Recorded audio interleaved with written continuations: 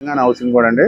మేము కోర్టు ఆదేశాలు మాకు కాంపిటెంట్ అథారిటీ కోర్టు ఆదేశాల ప్రకారం మేము మార్నింగ్ దీన్ని నోటీస్ సర్వ్ చేసి ఎవిక్షన్ చేయడానికి అని చెప్పి మేము ఒక టీమ్ ఆఫ్ స్టాఫ్ అందరము మార్నింగ్ 6:30, 7 వరకు ఇక్కడికి వచ్చాము. 7:30కి వాళ్ళు ఒక మాఫ్ గ్యాదరింగ్తో ఒక బాక్సర్స్ వాళ్ళందరితో పెట్టి మా మీద అంతా తోసేయటము, మా మీదకు దాడి చేయటము ప్రయత్నం జరిగింది. ఆ ప్రయత్నంలో మాకు చిన్న చిన్న గాయాలు కూడా అయినాయి. అవన్నీ కూడా పోలీసు వారు వారి యొక్క ట్యాబ్లో ఫోటోలు తీయడం కూడా జరిగింది. ఆ జరిగినాక ఒక గేటు కూడా లాక్ చేయడం జరిగింది. ఇంకా మేము ఇక్కడ గేటుకు తాళం వేస్తామని చెప్పి మేము మా మీదకు వాళ్ళు అందరూ ఒకటేసారి దాడి చేయడంతో అతనికి ఊపిరాడక అతనికి ఇట్లా తోయటము ఇవన్నీ చేయడంతో ఊపిరాడక ప్లస్ అతని మీద మ్యాన్ హ్యాండింగ్ చేయడం వల్ల కూడా అవన్నీ కూడా వీడియోలు కూడా ఉన్నాయి. దాంతోనే అతను ఊపిరాడక ప్లస్ ఆ తొక్కిసలాటలో ఇప్పుడు మనం తొక్కిసలాట ఎట్లా జరుగుతుంది ఆ తొక్కిసలాటలో కింద పట్టడం జరిగింది. ఆ మార్నింగ్ కూడా అతను కూడా మేము అందరం కలిసి వచ్చాం. నేను వెంగళనగర్లో ఉంటాను, అతను సంజీవ్ రెండర్లో ఉంటాడు. చనిపోయిన ఆయన అందరూ R Jagadishwararao, assistant estate officer, age వచ్చి 52 years. 3 గేట్లు ఉంటే ఒక గేటు చేసినాము. 2వ గేటుకి ఆయన కార్ అడ్డం పెట్టినాడు.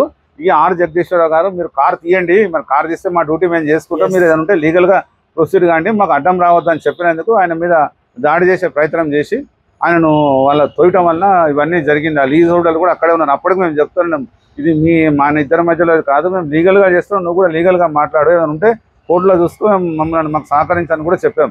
చెప్తే కూడా ఆయన సహకరించకుండా మా మీద పెట్టి మమ్మల్ని అందరినీ చేయటం వల్ల ఇవన్నీ జరిగింది. మేము ఈరోజు మా ఒక స్నేహితుని మా తోటి ఎంప్లాయీని కోల్పోయినాం. మేము ఈరోజు ఎవిక్షన్కి వచ్చి ఆల్రెడీ రాత్రే పోలీస్ వాళ్ళకు ఇన్ఫార్మ్ లేదు మార్నింగ్ వాళ్ళు ఇంకా గ్యాదరింగ్ వాళ్ళు చేస్తున్నారు, మేము ఎంత చేస్తున్నాము. సీఏ గారు కూడా మళ్ళీ ఫోర్స్ పంపిస్తున్నారు. ఈ లోపు నెమ్మది చేస్తున్నాము. ఈ లోపు ఇది జరిగింది.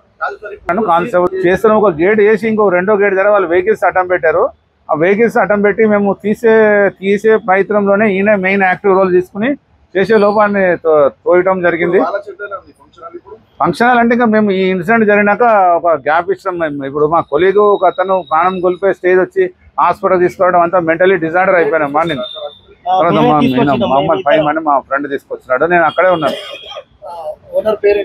ఇసాకుద్దీన్. నాకు ఒక్క నిమిషం మనం చెప్తాను. ఇది వచ్చేసి కేసు నెంబర్ వచ్చేసి 401 CA1/2005 అండి కేసు నెంబరు. అతని పేరు ఖాజా ఇసాకుద్దీన్ ఆయన పేరు.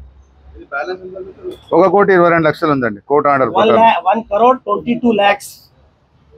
2014లో ఇది అయిపోయిందండి. అప్పటి నుంచి డిఫరెంట్ కోర్టు లిటిగేషన్ లో ఉన్నది. మొన్న కూడా ఒకసారి మేము తాళం వేయడం జరిగింది. అయితే అక్కడ ఏమైందంటే ఆ one of the partner expire అవటం వల్ల ఆ రోజు కొంచెం లీగల్లీ ప్రాబ్లం అవటం వల్ల హైకోర్టు ఆదేశాల మేరకు ఎవిక్షన్ చేసిన దాన్ని మళ్ళీ అతను తిరిగి ఇవ్వడం జరిగింది. ఉన్నత న్యాయస్థానం ఆదేశాల మేరకు మళ్ళీ 30 రోజుల్లో తిరిగి ఆర్డర్ ఇవ్వమని జరిగింది మా కోర్టు.